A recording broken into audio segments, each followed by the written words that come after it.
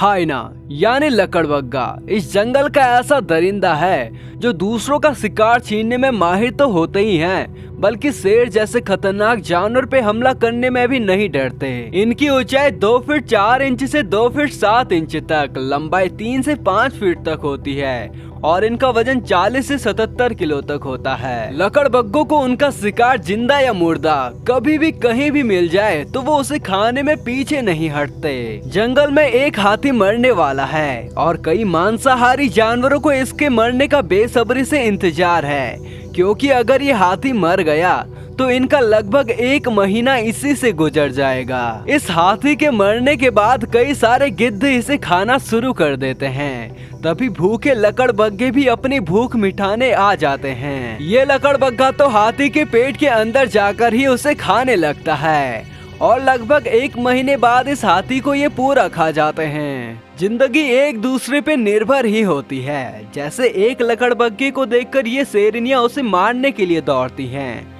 लेकिन वो बचकर भाग जाता है। इसी तरह एक अकेले शेर को देखकर लकड़बग्गों का झुंड उसे काटने लगता है।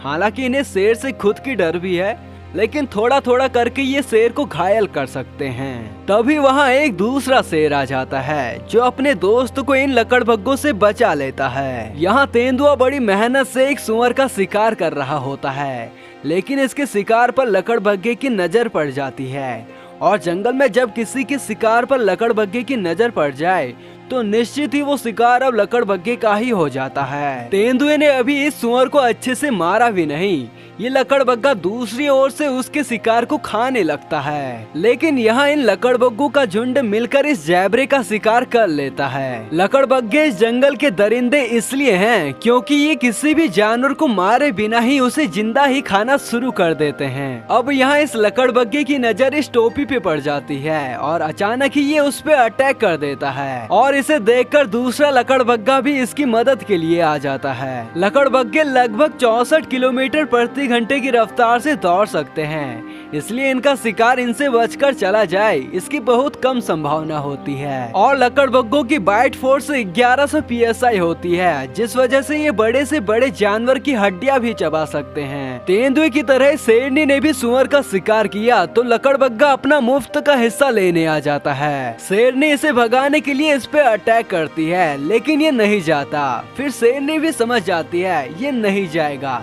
और दोनों मिलकर इसे खाने लगते हैं। लकड़बग्गे कभी कभी आपस में ही लड़कर एक दूसरे को बहुत ज्यादा घायल कर देते हैं, तो कभी दूसरे खतरनाक जानवरों को। जैसे इस बूढ़े तेंदुए को ये लकड़बग्गे मारते तो नहीं, लेकिन बेरहमी से घायल कर देते हैं। ये बूढ़ा तेंदुआ कई दिनों से भूखा है और जल्द ही इस दुनिया को छोड़कर चला जाएगा। लकड़बग्गों का झुंड जहाँ जाता है वहाँ के सभी जानवर इनसे परेशान ही रहते हैं और लगभग 12 साल की उम्र में ये इस दुनिया को छोड़कर चले जाते हैं।